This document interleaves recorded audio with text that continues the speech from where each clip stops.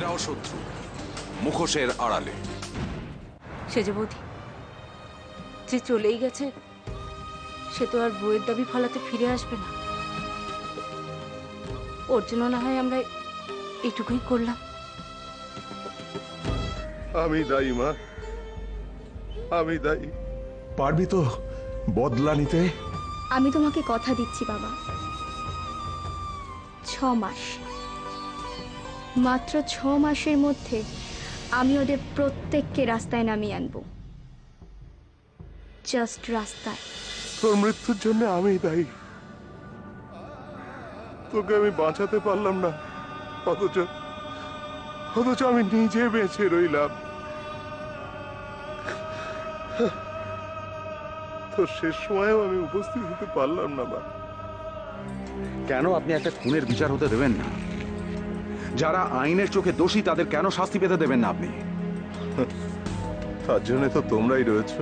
আপনার সাহায্য ছাড়া এদের শাস্তি দেওয়া যাবে না স্যার, আপনি সেটা খুব ভালো করে জানেন। এদের জন্য আপনার বেঁচে থাকা তো দরকার। একটা কথা মনে রাখবেন, সংবিধানে আমাদের পরিষ্কার বলা আছে কাউকে খুন করার অধিকার আপনার নেই, আপনার নিজে কেউ না। আজ মেয়েটাকে জ্বালিয়ে দিল, আর এই জ্বালানোর পেছনে আমার বসেরই ছক। এই বস লোকটা কি মাইরি, হ্যাঁ? নিজের শালাকেও ছাড়লো না। পুরনো এসপি কত সার্ভিস দিয়েছে লোকটাকে, অথচ নতুন এসপি এসে মেয়েটাকে। সব উপরালার ব্যাপার। হলো দা, তুমি না গলিও না, কিন্তু আমি তো নিশ্চিন্ত হতে পারছি না। আমরা সবে মাত্র একটা বিপদ থেকে উদ্ধার পেয়েছি, আরো একটা বিপদ ডেকে আনিস না বাবা। কি বলতে চাও তুমি? হ্যাঁ, তোমরা কেন কেউ বুঝতে চাইছো না বলো তো? আমি পারছি না, আমি পাগল হয়ে যাবো, আমি পাগল হয়ে যাবো। বাড়িটাকে তো একেবারে রাজনীতির আখড়া বানিয়ে তুলেছ। একই বাড়িতে হাজার একটা অশান্তি, তার মধ্যে আবার একটা উটকো অশান্তি ডেকে আনছো। কি হয়েছে ছোট মা?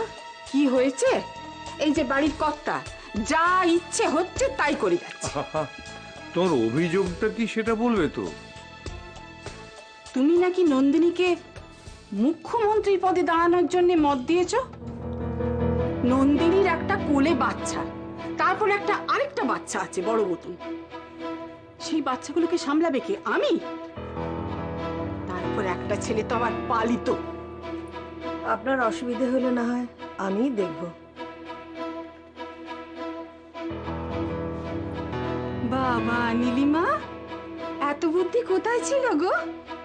শোনো, এই লোক দেখানি কথাগুলো না আর বলো না। আচ্ছা, বাড়ির একজন মুখ্যমন্ত্রী হচ্ছে, আর তাকে সাহায্য করবার জন্য যা করার করব ভেবেই আমি কথাটা বলেছি। আপনি এভাবে কথাটা নেবেন আমি ভাবিনি ছোট মা। এই যে পরের কথা আর ভেবো না, হ্যাঁ? নিজের সংসারটা সামলাও। ছোট মা, আপনি এইভাবে কথা আমাকে কি বলছো কি তুমি? ঠিকই বলছি। শ্রেয়সীকে কোনো গাড়ি ধাক্কা মারেনি, একটা মোটর বাইক ধাক্কা মেরেছে। Motor bike? হ্যাঁ, মোটর বাইক। আর সেটা কে চালাচ্ছিল জানিস? তোর ছোট কাকা অরিজিৎ। ছি, ছি, ছি, ছি, ছি, ছি। অরিজিতের মোটর বাইকের ধাক্কায় মেয়েটা মরে গেল। এরাও শত্রু, মুখোশের আড়ালে।